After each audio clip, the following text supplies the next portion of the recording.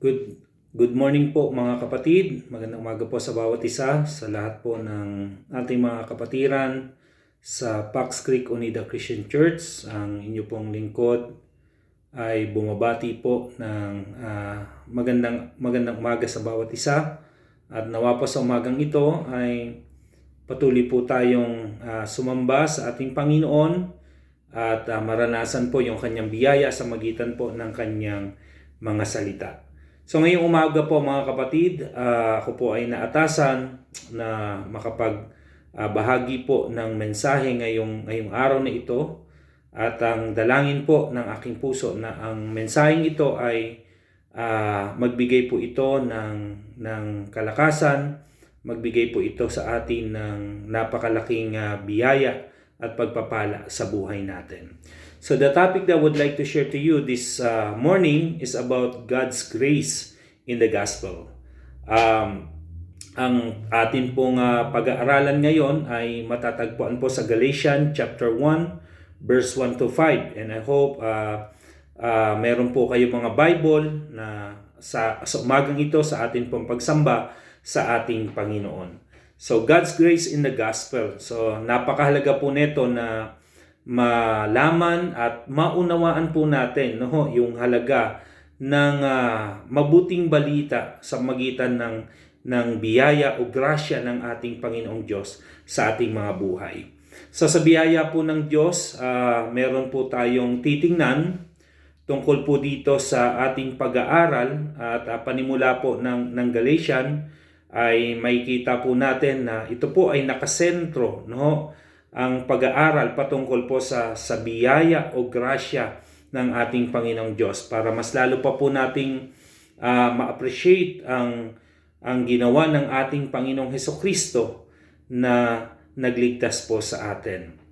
So sa panimula po ng epistle, makikita natin at titingnan po natin kung ano nangyari at bakit po ito ina-address ni Pablo o ni Paul sa mga Kristiyano sa Galatia. So kung matatandaan po natin at least meron po tayong pag-aaral ng patungkol po sa doctrine of grace na atin pong pinag-aaralan na aking hunay bahagi. Siguro po medyo matagal na po ito, 2 months ago, at ngayon po ngayong yung Saturday na ating pag-aaral patungkol pa rin po sa grasya ng ating Panginoong Diyos sa magitan ng kanyang biyaya.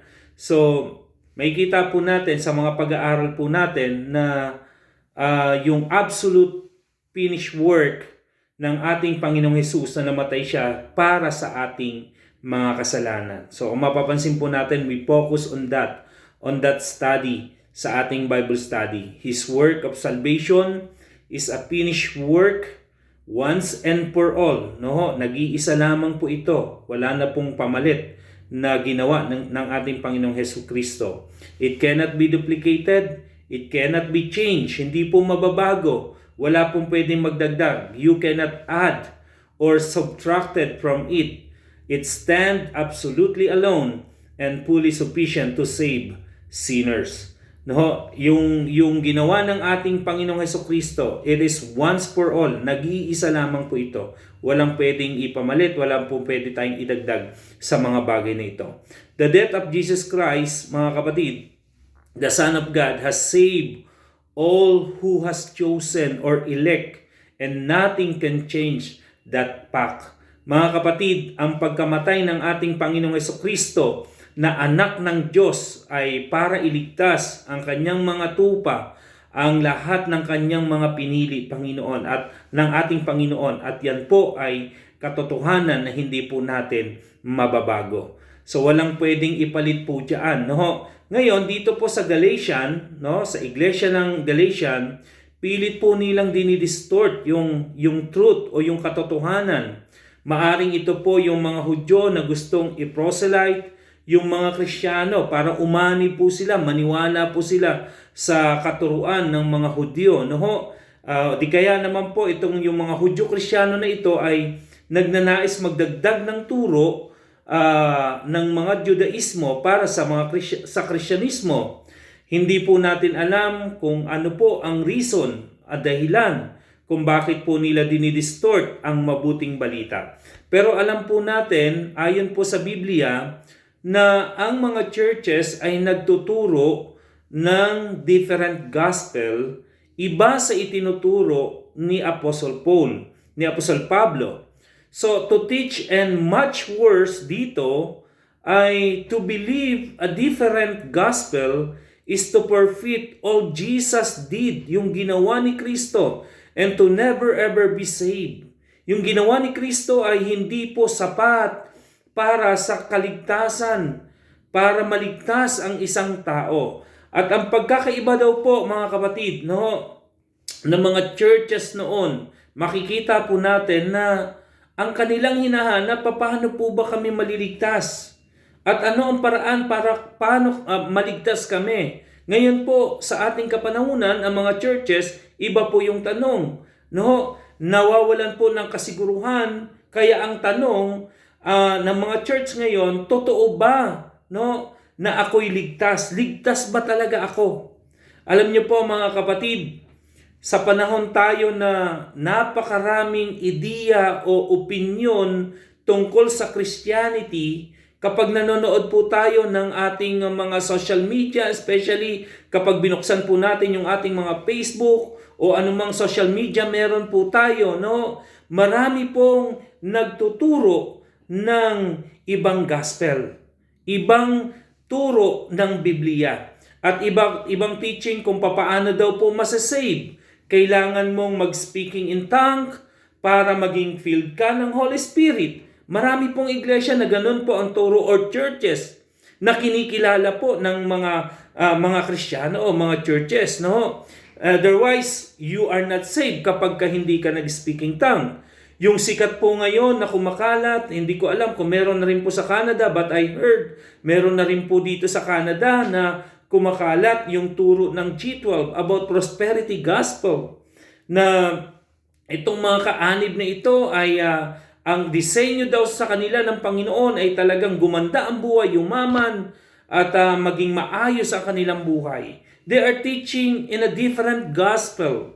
At meron pa po akong narinig sa social media na sabi po na kapag 3 taon wala ka pang Mercedes-Benz o Kristiyano ka na wala ka pang sasakyan na maganda katulad ng Mercedes-Benz, sasagasaan ka raw po ng pastor nila. So, at marami pa pong iba na binabanggit na different gospel, no, iba sa tinuturo ng Biblia. Kaya ito po yung heart ni Apostle Pablo, na marami pong mga different gospel na pumapasok sa church, wherein ang church ay tinatanggap po ito, ina-accept po nila ito, dahil ang akala nila kapag binabasa po ang Biblia and that's it, yun na po ang dapat paniwalaan at galing naman sa Biblia. Marami pong ganon, mga kapatid, but those are not gospel ng ating Panginoong Hesukristo. So sinasabi din po nila na we all love Jesus, so it's okay. No, we all love by Jesus, so it's all okay. Okay lang yan. The truth is truth, mga kapatid. It is not okay. No, it was not okay with Jesus, and it was not okay with Paul, and it's not okay today sa ating mga churches na ating kinabibilangan. There is only one gospel, at yung only one way to be made right with God, God's gospel neutralizes every possible human work, yung gawa ng tao, and human addition to it. Anumang idadagdag, mga kapatid, no, inaalis po ng Biblia, inaalis po ng ating Panginoong Diyos. So salvation is fully a work of God. Wala po tayong human addition. Wala po tayong idinagdag na para maging perfect po itong salvation natin. No? Kaya si Apostle Pablo, mga kapatid, he is angry with the righteous anger when he writes this epistle. Talagang yung puso niya ay talagang hindi mapakali dahil sa mga turo na ito na kumakalat sa loob ng iglesia. He is in control, of course, because this letter is among those inspired by the Holy Spirit and found in the canon of Scripture. So may dalawang bagay dito, no? Patungkol bakit po nagagalit, bakit po Paul was angry. At least two reasons, mga kapatid dito. First one, he is angry with righteous anger because the work of Jesus is being made worthless. Ang ginagawa po ng mga turo na ito ng different gospel na kumakalat po doon sa church, mga minamahal na mga kapatid, dahil yung ginawa ni Kristo ay ginagawa po nilang walang halaga. This work of Jesus is being made worthless.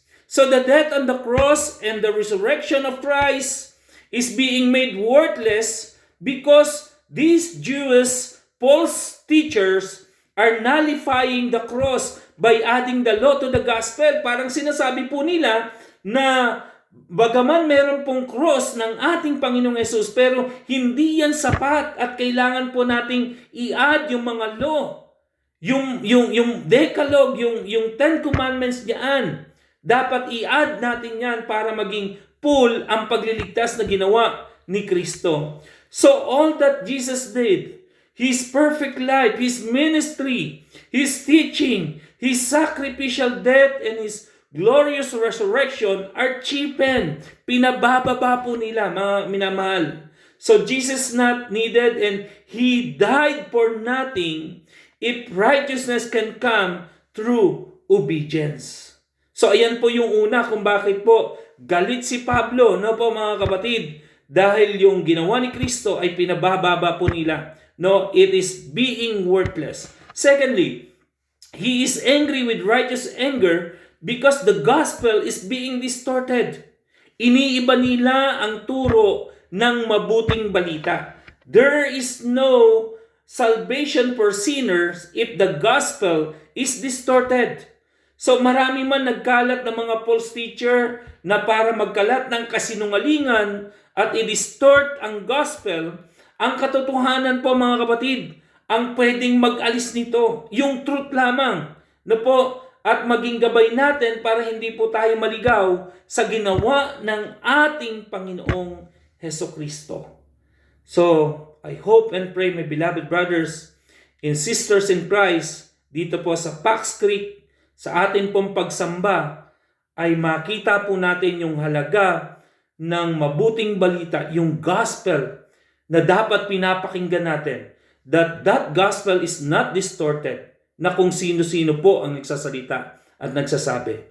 I hope and I pray na sa umagang ito, mga minamahal, ay yung pure gospel, yung truth coming from the Bible, yun lamang po ang ating pakikinggan. So, let us pray. Father God, be with us. Kayo po ang sumama sa amin. We are asking for the Holy Spirit na magturo sa amin, Panginoon, because we know that without the teaching of the Holy Spirit, the illumination of the Holy Spirit, it is impossible for us to understand fully your gospel. And I hope, Lord, na sa umagang ito, that we will bear, mangahawa kami sa totoong gospel na may biyaya ng pagliligtas ng aming Panginoong Jesucristo. Amen and amen. So if you have your Bible, please bear with me as I read this passage in Galatians chapter 1, verse 1 to 5. I hope meron po tayong mga Bible, hawak po natin yan.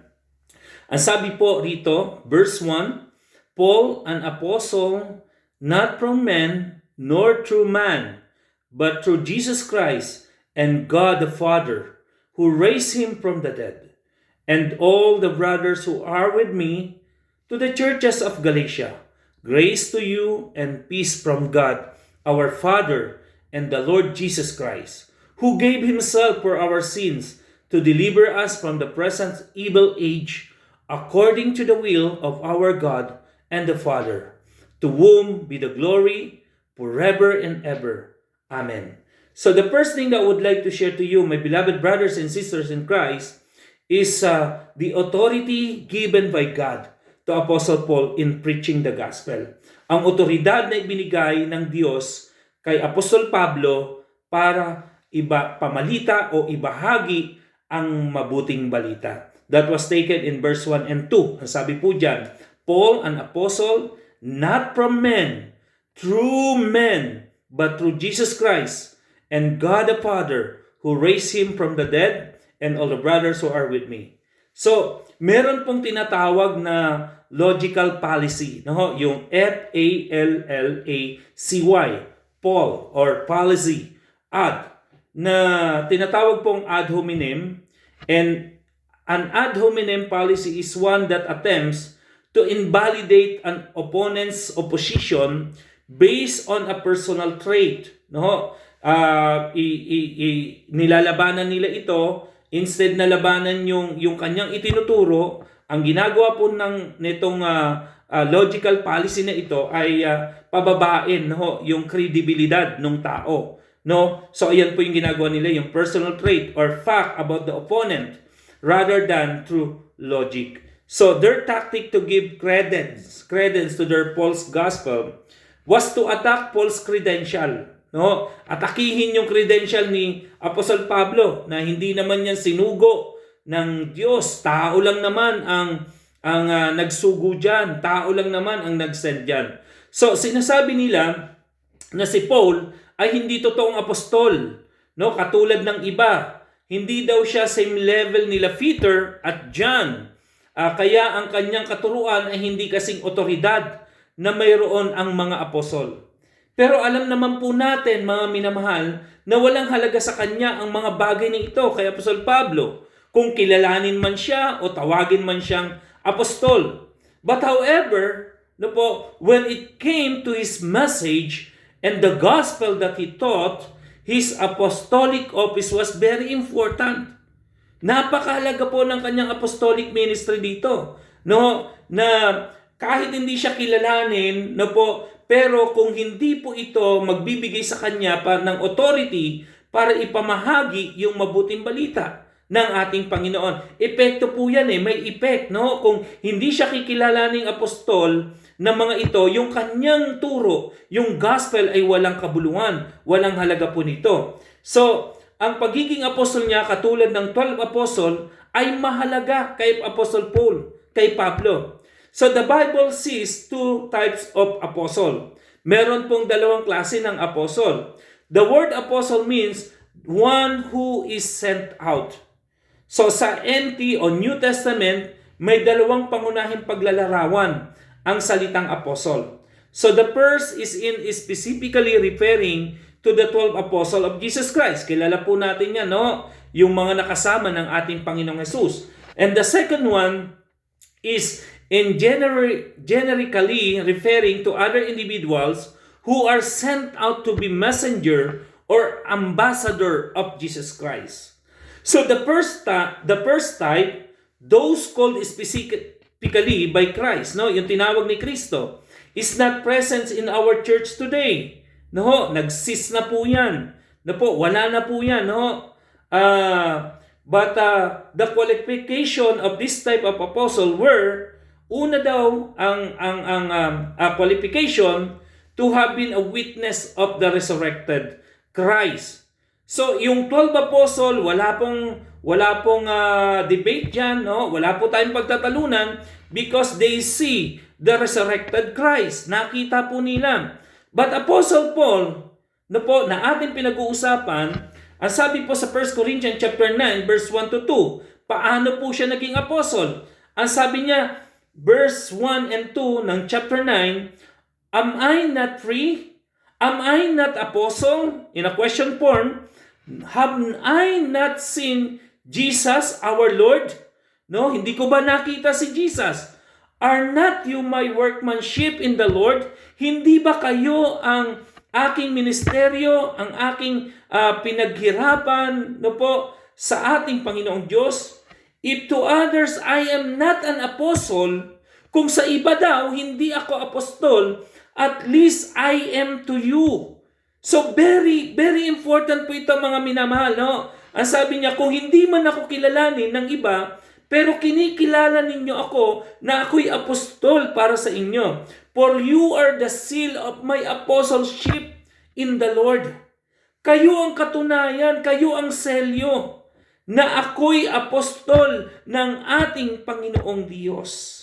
So second one, ang sabi po rito, para po, ang qualification para po tawagin kang isang apostol ay to have been explicitly chosen by Jesus Christ. Katulad po nung nangyari sa Matthew chapter 4 verse 18 to 19.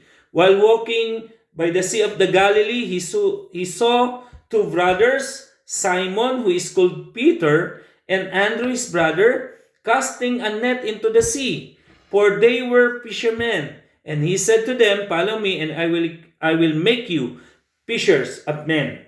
Now, wala pong question po dyan. No, tinawag sila ng ating Panginoon. Pinili sila ng ating Panginoon para maging apostol, no, tagasunod ng ating Panginoong Jesucristo. While in Acts chapter 9 verse 15, dito naman po sa ating pinag-uusapan, kay Apostol Pablo, ang sabi po rito, "But the Lord said to him," no, sinabi ng Diyos sa kanya, no, it is referring to Apostle Paul in Acts chapter 9, verse 15.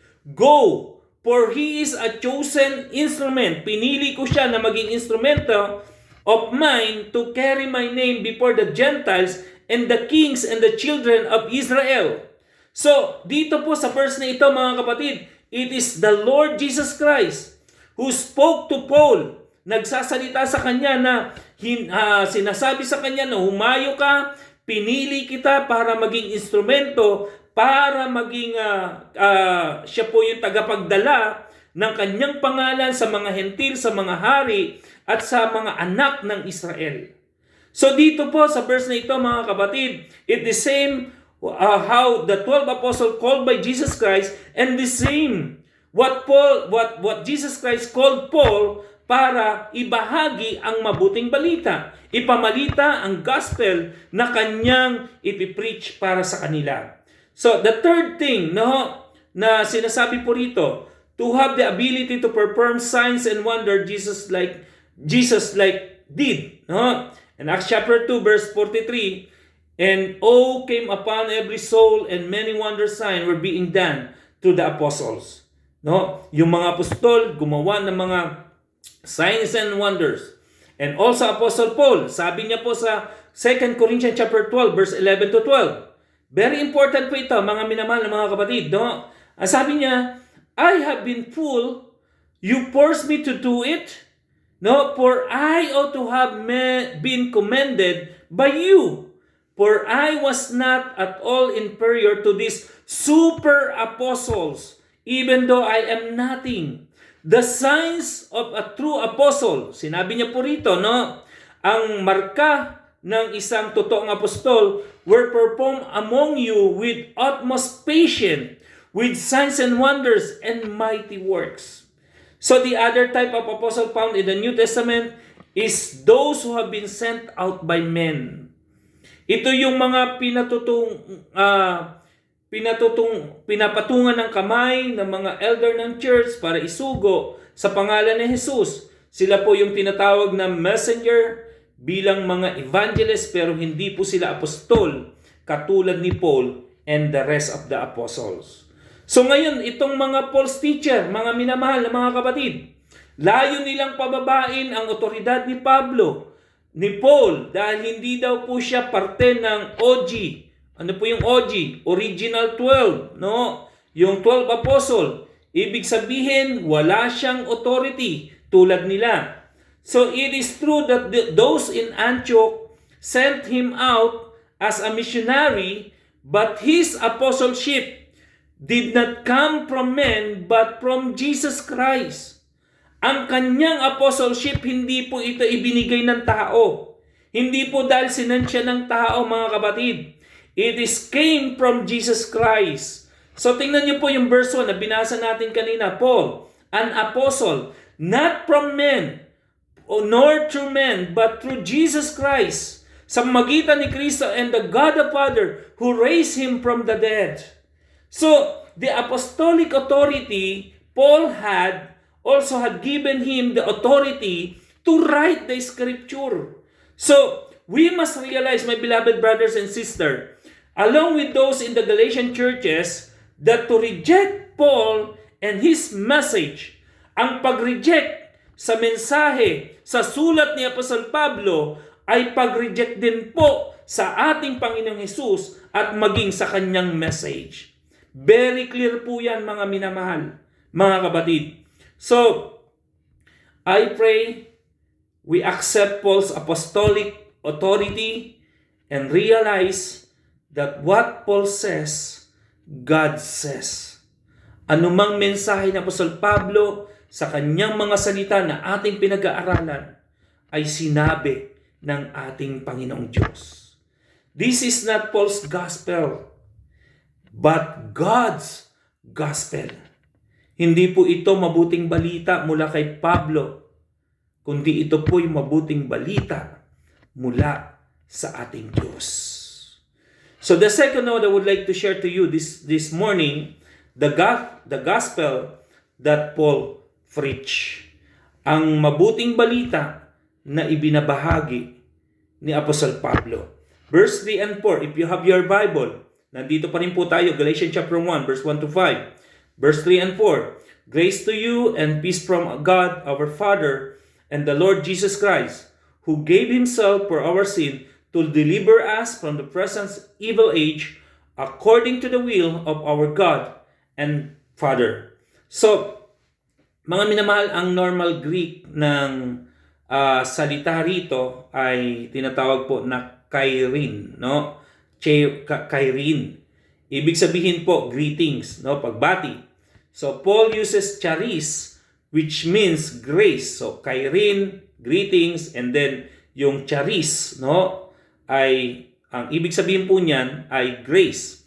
So, sinimulan niya yung kanyang greetings na sa magitan ng greetings to you, or ibig sabihin to grace to you, o sinasabi ni Apostol Pablo na sumainyo ang grasya ng Diyos. Sumainyo ang biyaya ng Diyos. Mga kapatid, dalangin po ng aking puso na sa oras na ito na makita natin that Paul was saturated by Christ. Si Pablo, mga kapatid, is saturated ng ating Panginoong Hesukristo. So, in these greetings, Paul first shows the gospel cause and effect as he addresses his beloved son and daughters in the faith. So, in-address niya po ito sa mga mananampalataya, mga sons of faith and the daughters in the faith.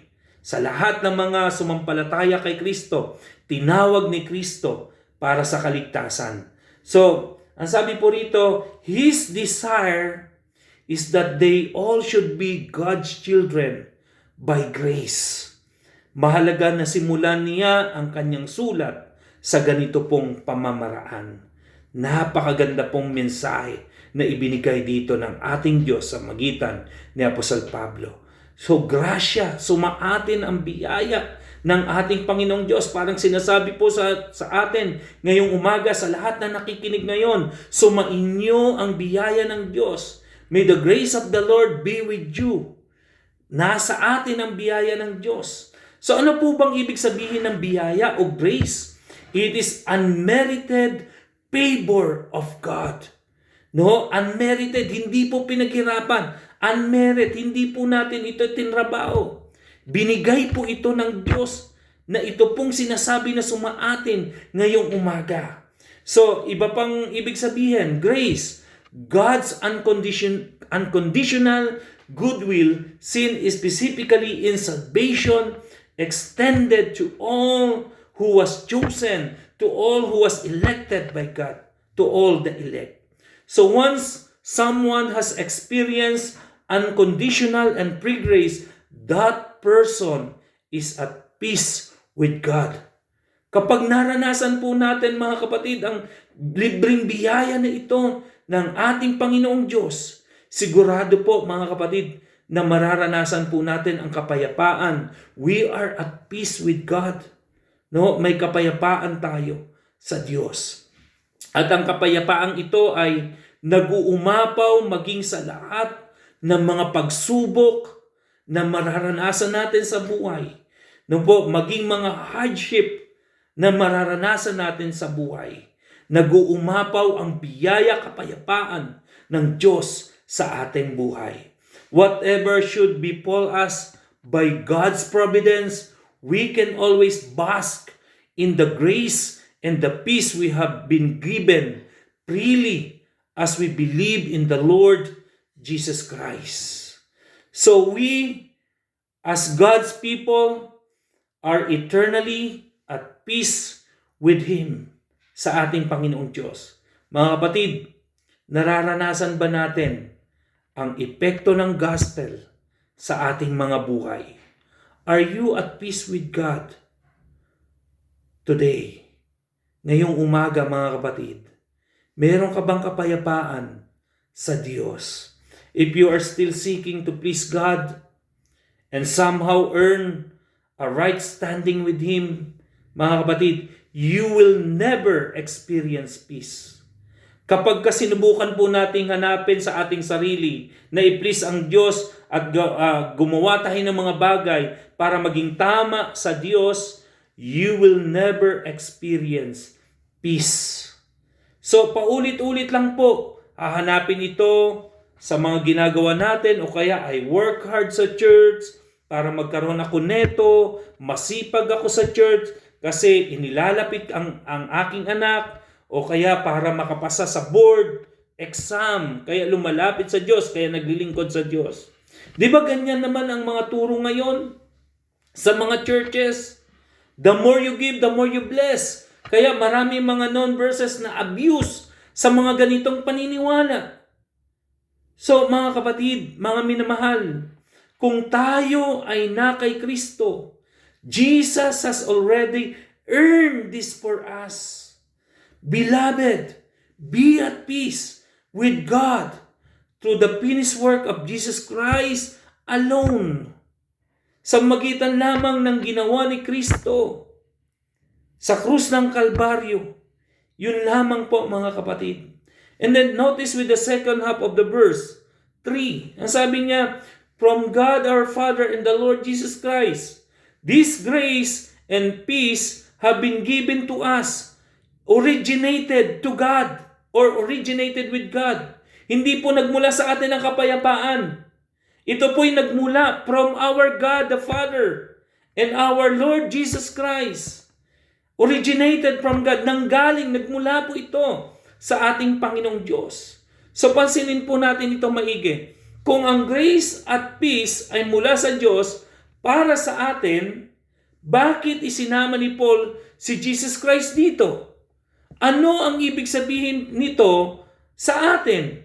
Ibig sabihin, it is wonderful affirmation of Jesus' deity. Siya ang Diyos anak. Kasama po siya, isinama po siya ni Apostol Pablo. Mga minamahal na mga kapatid, those who are mga tao o kung ikaw ay mananampalataya na meron kang agam-agam, meron kang duda, you have doubt with Jesus Christ. Ito po ay napaka-wonderful, napakagandang verse na ipinapakita.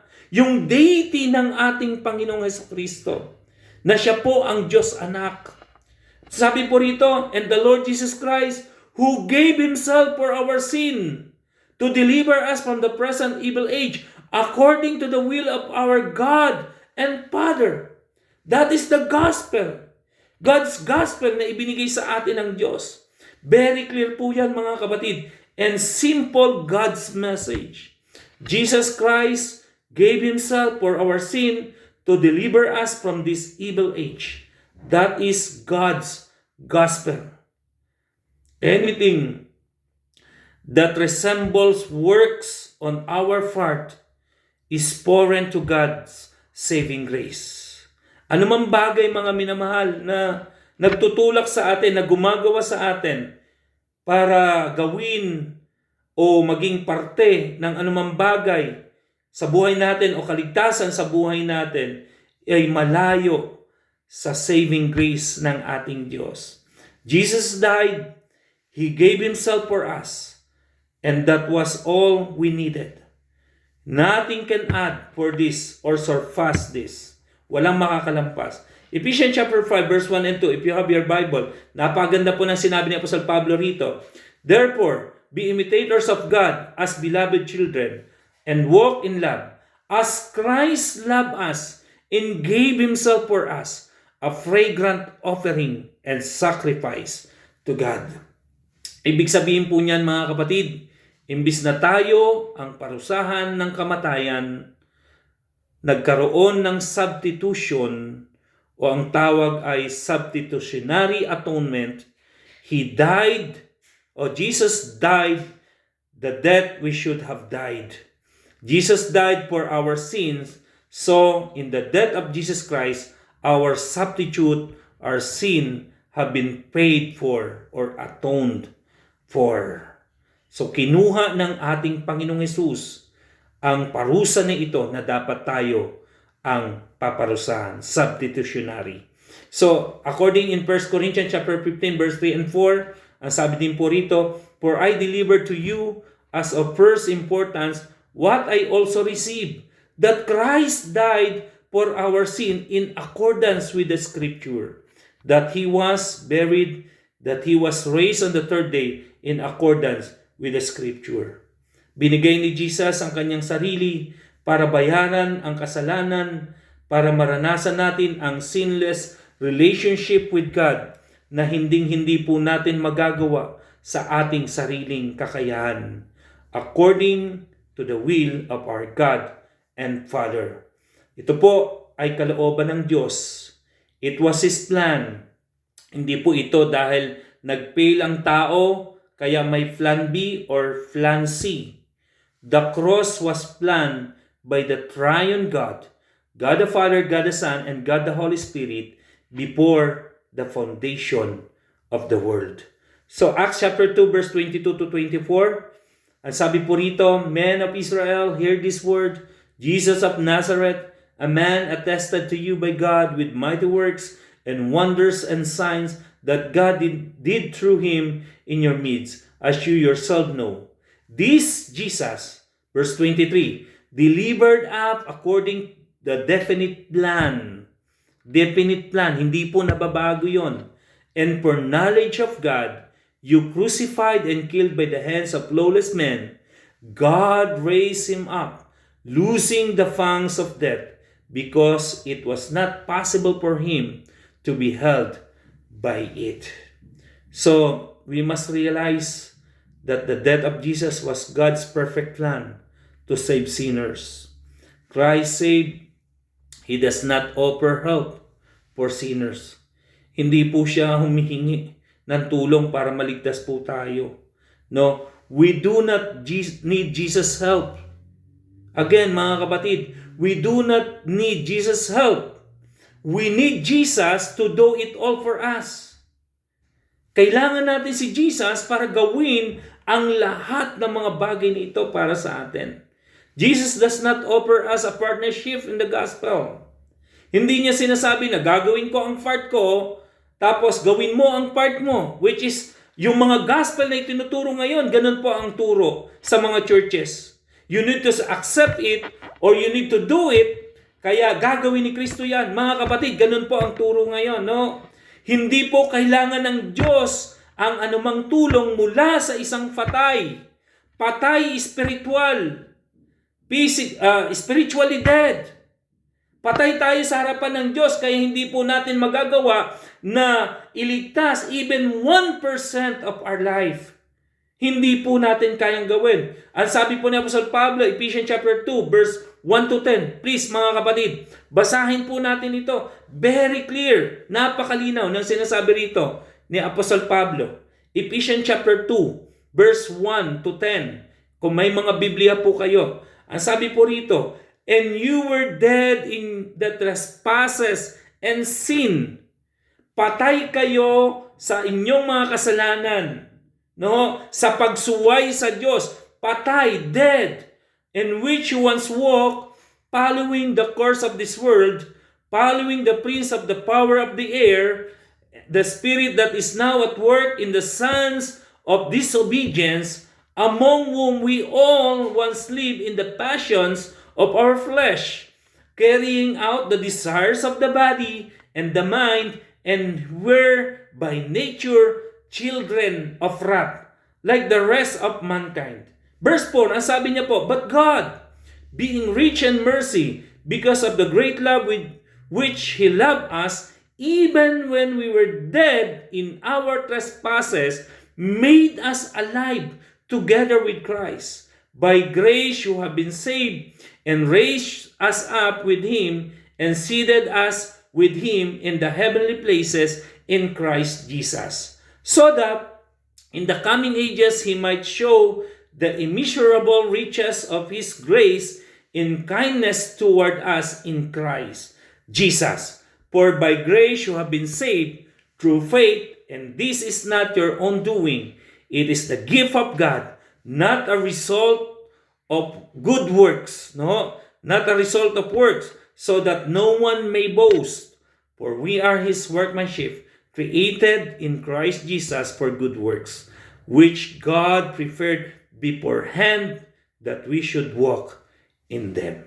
Napakalinaw po mga kapatid, na tanging ang biyaya ng Diyos ang ginawa ni Kristo kung bakit po tayo nagkaroon ng buhay spiritual.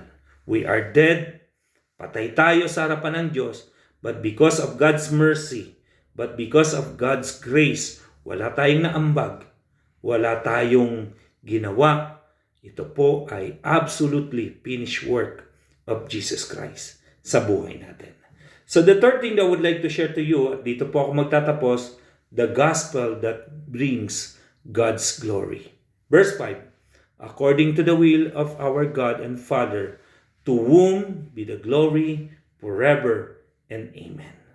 So salvation, grace, and peace come from God, so that the glory will go to God. Ang kapurihan at ang karangalan ay para lamang sa ating Panginoong Diyos. Bilang pagtatapos po mga kapatid, as we study the book of Galatians, can I invite everyone to ask God to show if there are any areas of your life where you try to help God with your salvation. Po, when you try to help, we are seeking to rob God of His glory because we want some for ourselves. Ask God to show you where you are actually seeking salvation through works of righteousness. Nakakatakot lang kasi we have been influenced by false teacher. Kahit ang ating perfect obedience, kahit 1 inch, hindi po nakalapit sa Diyos kung ano ang ginawa ni Jesus para sa atin. His righteousness has value, and our innate righteousness is like a filter rags. Maruming basahan lamang sa harapan ng Diyos. Remember po mga kapatid, obedience matters but not for salvation. So muli po, magandang umaga sa ating lahat, at nawa po ay napagpala tayo ng salita ng Diyos sa umagang ito. God bless po mga minamahal.